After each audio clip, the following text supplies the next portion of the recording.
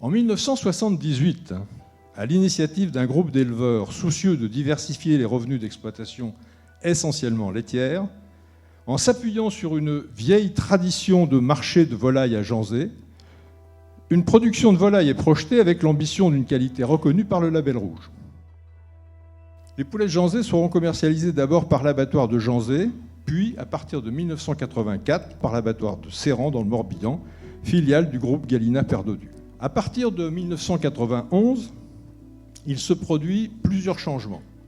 Le premier, c'est la reprise des activités de Galina Père Dodu par le groupe Doux, numéro 1 de la production en volume de volailles en France. Le groupe Doux, spécialiste de la production de volailles standards à destination de l'exportation, ne se préoccupe que du prix, au mépris de la qualité. Les difficultés pour vous et pour les éleveurs de Janzé commencent. Les éleveurs n'ont toujours pas de moyens pour défendre leurs intérêts propres. Une réponse plus globale se fait, créer une coopérative regroupant tous les éleveurs, achetant ces fournitures en maîtrisant leur qualité et leur prix, organisant la production, en se positionnant comme structure fédérative des intérêts des éleveurs pour commercialiser leurs produits et en assurer la promotion. Cette solution est validée par un groupe de 7 éleveurs qui fondent en mars 2003 la coopérative des fermiers de Janzé. Mais aucun d'entre eux n'est volontaire pour en prendre la présidence. Un seul accepte le défi, c'est notre ami Patrick Gibois.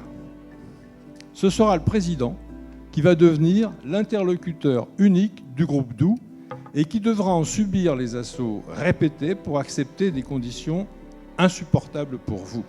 Les commandes sont très faibles et les éleveurs supportent des vides sanitaires très importants.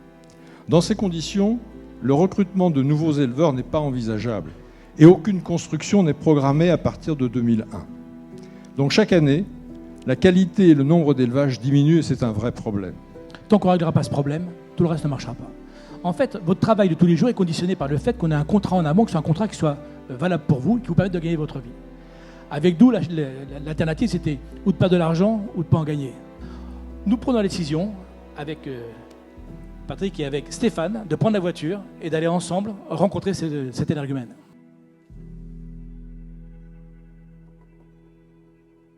On arrive en réunion, et le président de Doux commence par dire « L'avocat, j'en veux pas, dehors !» C'est le président qui avait le rôle difficile de discuter avec lui. J'avais pas vraiment prévu ça. Il commence à dire vous êtes trop cher, faut baisser vos prix, et ainsi de suite. Vous savez pas acheter du blé, tout y passait. Et puis dans ma tête, moi, je repense à Annabelle. Je vous répétais souvent que pour se faire respecter dans une réunion, il faut parfois sortir d'une réunion. Et c'est ce que j'ai fait. Parce que là, en fin de compte, aussitôt, M. Audry monte en puissance en nous disant oui, je ne ramasse plus vos volailles ni lundi ni mardi. Et donc, la pression totale.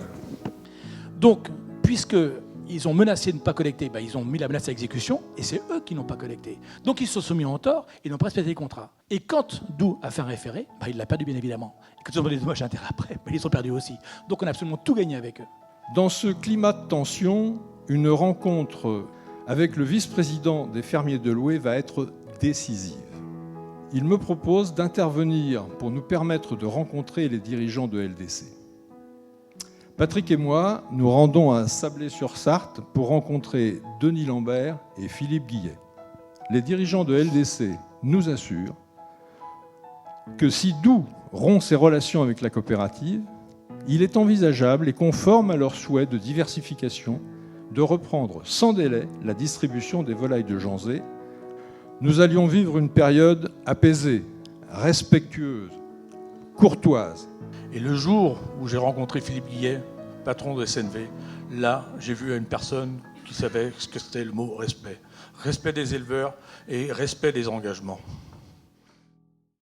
On avait un nouveau partenaire, mais la difficulté de récupérer les marchés, puisque Doux n'a rien transmis, faisait que dans les élevages, la durée des vides sanitaires sur 2008, 2009, 2010, elle était encore très variable.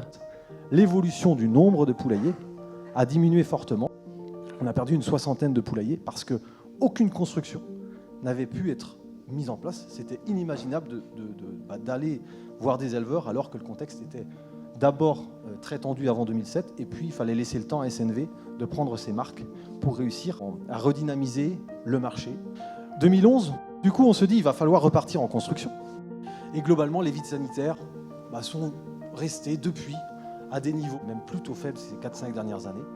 Et en 2018, on s'est posé la question, alors que tout allait bien, mais c'est quand ça va bien, qu'on estimait qu'il était important justement de se reposer les bonnes questions. Et Claude est intervenu en 2018.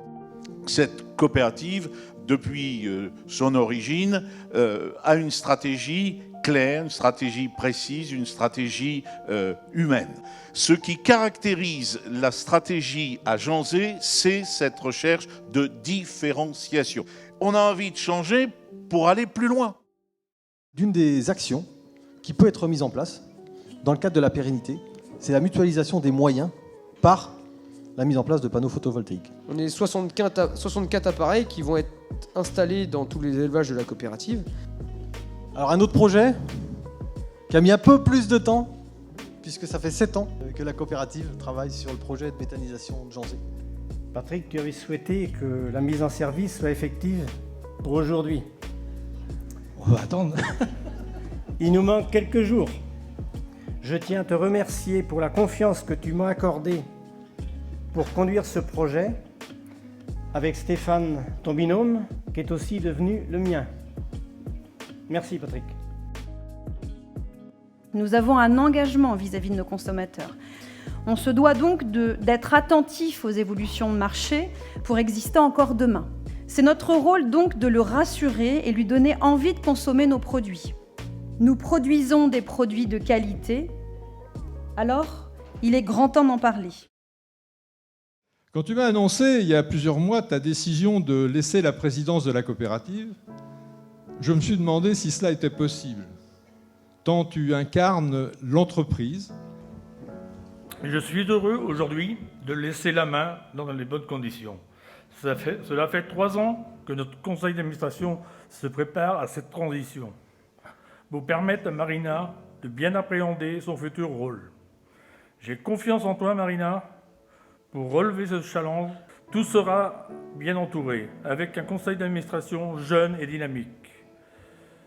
Merci à tous pour votre implication, éleveurs, administrateurs, salariés, clients, partenaires, fournisseurs, pour que notre coopérative ne soit pas qu'une entreprise nous permettant d'avoir un métier, mais que vous soyez fiers et surtout heureux d'appartenir à cette grande famille.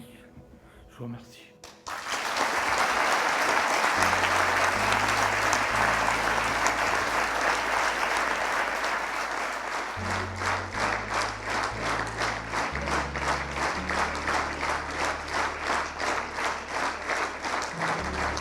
Merci.